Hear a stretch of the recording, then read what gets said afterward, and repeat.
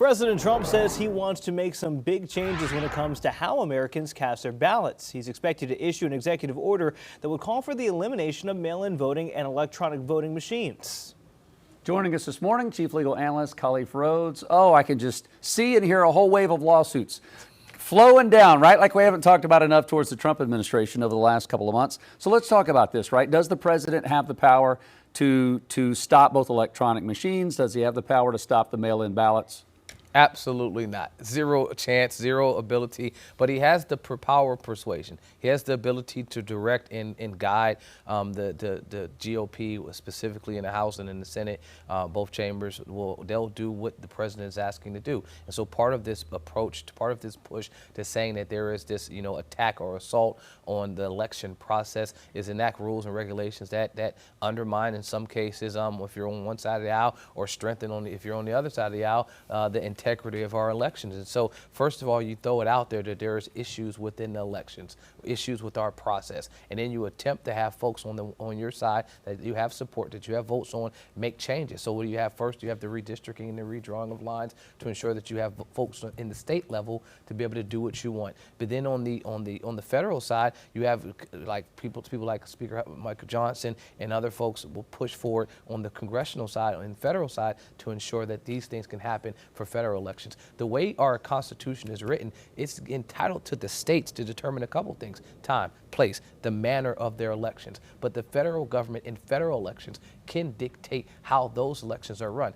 So in a state basis, we have our municipal elections coming up soon. This whole talk of removing mail-in ballots, it will have folks in an uproar, but it would have to be folks in Raleigh that would make that determination, not folks in D.C. So that's the main portion, but none of those individuals are the President of the United States. All right, so we mentioned the flurry of lawsuits. What do they put in the lawsuit as the damages there, and what do they say? I mean, it's due process violations. It's violations of the Voting Rights Act. It would be a number of violations that will be alleged. I mean, first of all, it would be a usurping of power from the states. And so if the federal government attempted to dictate and tell states individually how they had to have a time, place, and manner of their elections, individual state attorney generals would file claim against them for that component. But if it's an individual also, you or I would have standing to file a claim as well. And all of it will be a violation of that transfer of power portion from the states for the federal government. But to you as an individual voter, this would just be a constitutional argument grounded in the Voting Rights Act. That would be your leverage to it. But the 14th Amendment would probably be one that I would allege on, that equal protection, that due rights, due process portion as well. Khalif, if we break this down and say somehow this passes through Congress and they take that route, so there's executive order, could you set up a battle you see between federal law and state law? Because the states would have to run their elections that way, would have the power to run their elections a certain way, but then federally you'd have to run them in a different way. So could you have a balance? Well, state-run elections are this way, and then when we vote for the president, Congress, it's a different manner completely. Yeah, it could be a complete cluster. That's the best way I can describe it. That's what I was getting to. That could be a scenario that could legitimately happen. You could have states, i.e., blue states that would want to shun any type of changes or any type of policy implementations that the Trump administration is asking to have happen. They could act to remove them, right? And so keep elections as they occur. But then on the federal level, across the country, everyone will be implementing these federal rules that will be different for, our congressional seats. So it could be, if you're voting in New York, it may look entirely different than how you're voting in North Carolina. In the entire process could look different from election to election. So municipal elections could look one way, your federal elections could look totally different. Yes, I don't think that that's what we want. We want uniformity. We don't want confusion. And so if you're talking about integrity, if you're talking about making sure that people have trust in the election process, uniformity is normally the way to do it. If you're having 7 different methods and you show up for your municipal election, but it's like, wait, these are the rules for the federal election, that could cause problems for folks that duly are just trying to go out and vote.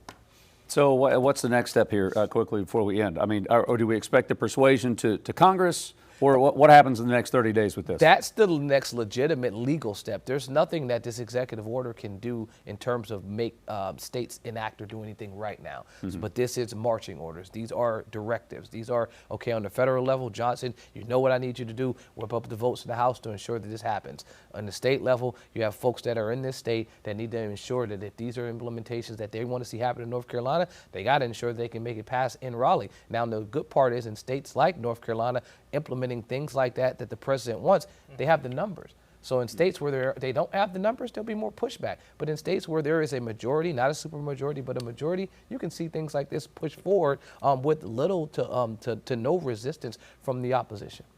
Interesting to also note, though, that it's not a simply party thing because a lot of Republicans voted by mail, helped Trump win the presidency this go around. So important note there as well. Cleve, thank you. Queen City News Plus. Just search Queen City News on your smart TV's app store.